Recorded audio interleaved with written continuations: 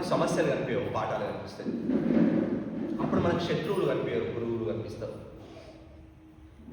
అప్పుడు మనం ద్వేషించే వాళ్ళు కనిపించరు, ప్రేమించే వాళ్ళు కనిపిస్తూ ఉంటారు. అన్కండిషనల్ లవ్ అనే పాఠం నేర్చుకోవడానికి కొన్ని జన్మలు తీసుకోవాల్సి రావచ్చు. సో దానికోసం అందరినీ ఒకే విధంగా ప్రేమించడం. ఇప్పుడు మన కుటుంబంలో ఉన్న వాళ్ళని ప్రేమించినట్టు మనం మిగతా వాళ్ళని ప్రేమించలేకపోవచ్చు, అది అంతా రాకపోవచ్చు, వాళ్ళని ద్వేషించవచ్చు. మన ఇంట్లో వాళ్ళు తప్పు చేస్తే మనం ఒక విధంగా చూడొచ్చు, అదే పక్కింటి వాళ్ళు చూస్తే వాళ్ళు ఒక పెద్ద ద్రోహుల్లో చూడొచ్చు. ఎందుకంటే ఇక్కడ ప్రేమ ఉంది కదా, తప్పు కనిపించట్లేదు. అక్కడ ప్రేమ అనేది కాబట్టి తప్పు ఎక్కువ కనిపిస్తుంది. ఇట్లా అన్కండిషనల్ అనే లవ్ అంటే షరతులు లేని ప్రేమ అనే పాఠం నేర్చుకోవడానికి ఎన్నో పరిస్థితులు మనం క్రియేట్ చేసుకోవచ్చు. దానికోసం వస్తున్న ప్రతి పరిస్థితి మనకు నేర్పిస్తూ ఉంటుంది. అందరినీ ఒకేలాగా చూడు, అందరూ నువ్వే, నువ్వు తాను వేరుగా లేరు, వేరే వాళ్ళని కొట్టకు, వేరే వాళ్ళని ద్వేషించకు, వేరే వాళ్ళ నుంచి దొంగతనం చేయకు, వేరే వాళ్ళకు నీ మాటల ద్వారా, నీ ఆలోచనల ద్వారా, నీ కర్మల ద్వారా ఇబ్బంది కలిగించకు అనే పాఠం నేర్చుకోవడానికి ఎన్నో జన్మలు తీసుకోవచ్చు. అప్పుడు చివరి జన్మలలో మనకు అందుకే ఎన్లైటెన్ మాస్టర్స్ మనం జ్ఞానోదయం పొందిన గురువులు చూస్తే ప్రపంచమంతా తన కుటుంబంగా భావిస్తారు. వాళ్ళు స్వార్థం అనేది తగ్గిపోతూ ఉంటుంది. సత్యసాయి బాబా తీసుకున్నా కానీ ప్రేమ సేవ, ఇంటోళ్ళనే ప్రేమించలేదు కదా, కట్టుకున్న భార్యనే ప్రేమించలేదు కదా ఎవరైనా. అంటే జ్ఞానోదయం పొందిన గురువు అంటే అందరినీ ప్రేమించడు అని పాఠం నేర్చుకోవడానికి జన్మ. నెక్స్ట్ కరుణ. అప్పటి వరకు మన కరుణ ఉంటుంది, మన ఇంట్లో మీద ఉంటుంది, చుట్టుపక్కల వాళ్ళు ఉంటుంది.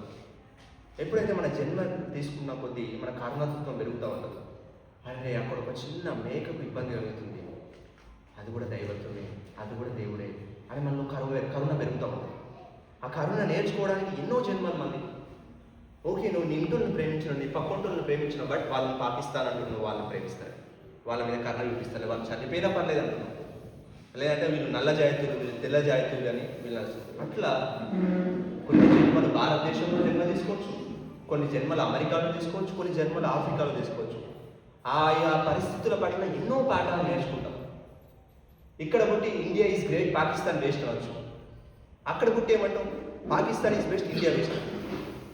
అంటే ఇండియా బెస్టే, పాకిస్తాన్ బెస్టే. మనం శరీర దృష్టి నుంచి చూసినప్పుడే ఒకటి వేస్ట్, ఒకటి బెస్ట్ కనిపిస్తుంది తప్ప ఆత్మ దృష్టి నుంచి చూస్తే ఇంతకుముందు జన్మలో పాకిస్తాన్ని, ఇప్పుడు ఇండియన్, తర్వాత అమెరికన్ అన్న దృష్టి మనలో పెరుగుతూ ఉంటున్నారు. ఆ యొక్క అవగాహన స్థాయి పెరుగుతూ ఉంటుంది. కంప్లీట్గా మన అవగాహన స్థాయి పెరుగుతూ ఉంటుంది. అట్లా ఆ కరుణతో ఉండడం స్టార్ట్ అయిపోతుంది. అప్పటి వరకు మనుషులతోనే కరుణ ఉండేది, ఇంకా జంతువుల పట్ల కూడా కరుణ స్టార్ట్ అయిపోతూ ఉంటుంది. అందుకే ఏ దేవుడు దీన్ని చంపు, నాకు ఆకలి అవుతుంది పెట్టు అని అన్న లేడు కూడా.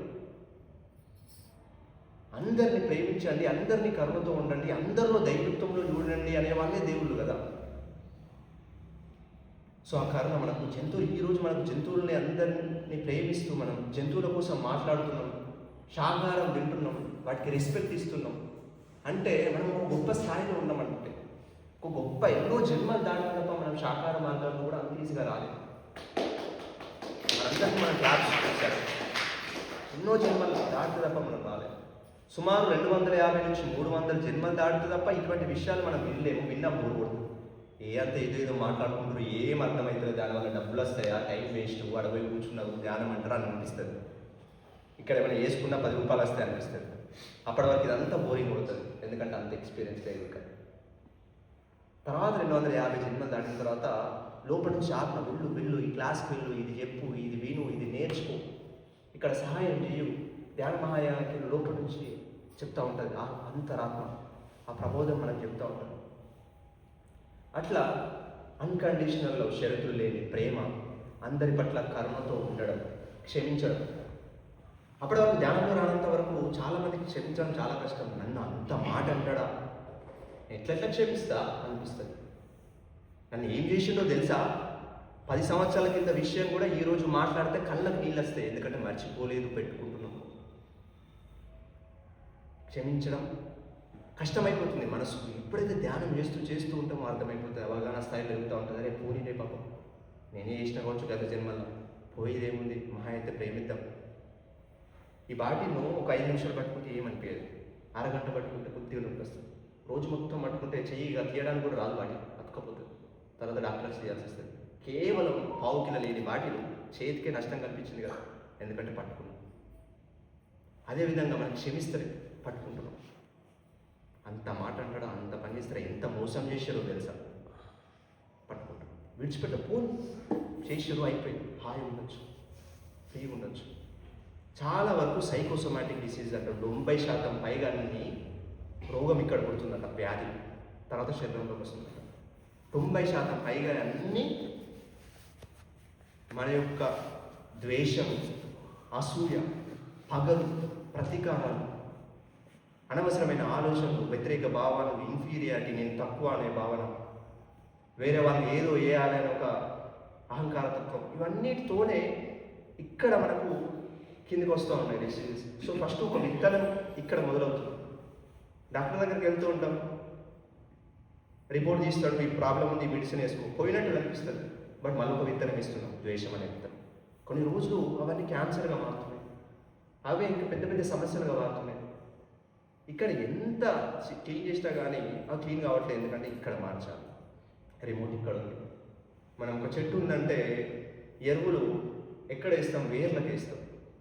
ఆకులకు వేస్తే లాభం లేదు, కొమ్మలకు వేస్తే లాభం లేదు, వేర్లకు వేయాలి. ఎగ్జాక్ట్గా ధ్యానం రానంత వరకు, జ్ఞానం వికసించినంత వరకు బయట ఉన్నదే మార్చడానికి ప్రయత్నిస్తూ ఉంటాం, మారినట్టు కనిపిస్తుంది అంతే మీద మీద, బట్ మారదు.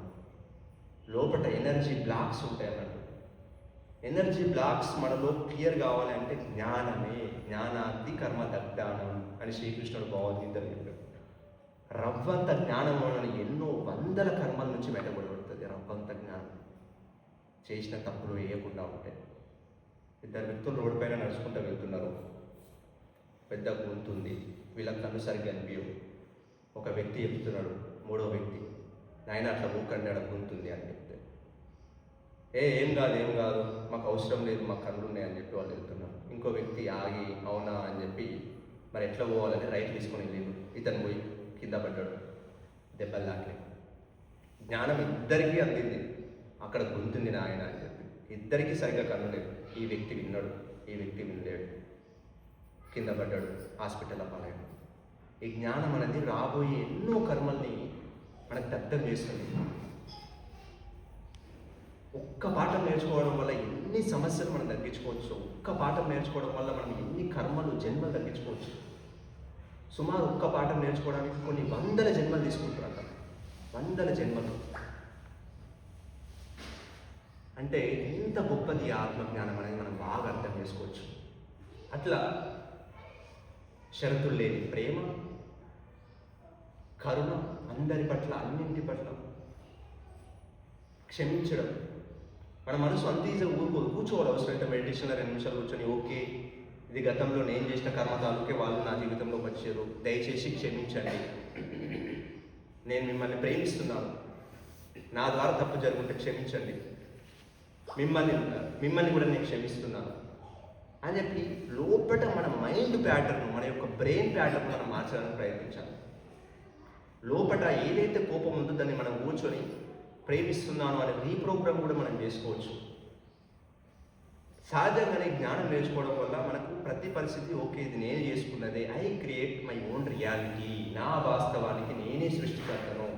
ఈ రోజు ఏదైతే వస్తుందో అది ఒకనొక టైంలో నేను విత్తనం పెట్టినా కాబట్టి నా జీవితంలోకి వస్తుందని ఫస్ట్ స్ఫురణ కలుగుతుంది. ధ్యానం చేయడం వల్ల, జ్ఞానం నేర్చుకోవడం వల్ల ఆ స్ఫురణ కలిగిన తర్వాత వెంటనే సరే నేనే చేసుకున్నా కదా, దీన్ని ఎట్లా నేను క్లియర్ చేసుకోవాలి అని మనకు అర్థమైపోతూ ఉంటుంది. కాబట్టి క్షమించడం చాలా చాలా చాలా ఇంపార్టెంట్. అవసరమైతే కోపం వస్తే రూమ్లోకి వెళ్ళి ఒక పిల్లు, ఒక మెత్త తీసుకొని ఒక 2 గుద్దులు గుద్ది ఆ వ్యక్తిని గుద్దినట్టు ఫీల్ అయ్యి కంప్లీట్గా రిలీజ్ చేసేసుకోవాలి. మన లోపల ఉన్న ఎమోషన్ పట్టుకోవద్దు. మళ్ళీ సారీ చెప్పుకుందాం. మెత్త ఆ మనిషి మీద పడే దెబ్బ ఏదో మెత్త మీద పడదు. ఎందుకంటే చాలా వరకు మనము ఆ యొక్క ఉద్రేకంతోనే డిసిషన్స్ తీసుకుంటాం, ఉద్రేకంతోనే మాట్లాడతాం, ఉద్రేకంతోనే గొడవలు పెట్టుకున్న తర్వాత అట్లా చేయకపోయేది ఉండే. చాలా వరకు ఒక సైంటిఫిక్ రీసెర్చ్లో వెళ్ళింది, ఒక వ్యక్తి మర్డర్ చేసిన వ్యక్తి జైల్లోకి అక్కడ కోర్టుకు తీసుకెళ్ళి అడిగితే నేను ఇది చేయలేదు అంటాడట. అందరూ ఇతను అబద్ధం చెప్తున్నాడు, ఇతనే చేసిన, మేము కళ్ళారా చూసినాం, సీసీ కెమెరాలు ఉందంటే నేను చేయలేదు అంటున్నాయి. మిషన్లన్నీ తీసుకొచ్చారు, అతనికి మిషన్లన్నీ పెట్టారు. మిషన్ ఏం చెప్తుందంటే అతను కరెక్ట్ చెప్తుంది అంటున్నాడు. అతను చెప్పేది కరెక్టే అని చెప్తుందంట. అట్టెట్లా అని చూస్తే ఒక వ్యక్తి ఎప్పుడైతే ఒకానొక కోపం ఒక స్థితి దాటుతుందో ఆ వ్యక్తికి బుద్ధి పనిచేయదు. ఇక అతను ఏం చేస్తాడో అతనికి తెలియదు. అతను అట్లా కావాలని చేయడు. అతను మనం చాలా వరకు అనుకుంటే అతను మంచోడు, అట్లెట్లా చేసిండు, చాలా అమాయకుడు, అసలు అంత ధైర్యం ఎక్కడి నుంచి వచ్చిందంటే అతను కంప్లీట్గా మైండ్ నుంచి అవుట్ అయిపోయింది. అతను బ్లాస్ట్ అయిపోయాడు అక్కడ. అతను ఇది చెయ్యకూడదు అనే కంట్రోల్ కూడా అతనికి లేదు అక్కడ. అతను కూడా మర్చిపోయిందట అసలు అట్లా చేసిన అనేది నాకు స్పృహ లేదంటే. ఒక మందు తాగిన వ్యక్తి ఎట్లా స్పృహలోకి ఎట్లా చేస్తాడో మనలో ఉన్న హర్షడ్ వర్గాలు, కోపం, ఇటువంటి ఉద్రేకాలన్నీ కూడా ఒకనొక టైంలో అది అనవసరంగా మాట్లాడినా అంటాం. కొన్నిసార్లు గొడవ అయిన తర్వాత కూడా ఎందుకు బుద్ధి లేకుండా మాట్లాడినా అనిపిస్తుంది. ఎందుకంటే అక్కడ విచక్షణ లేదు, ఇంకా అక్కడ మన కంట్రోల్ లేదు.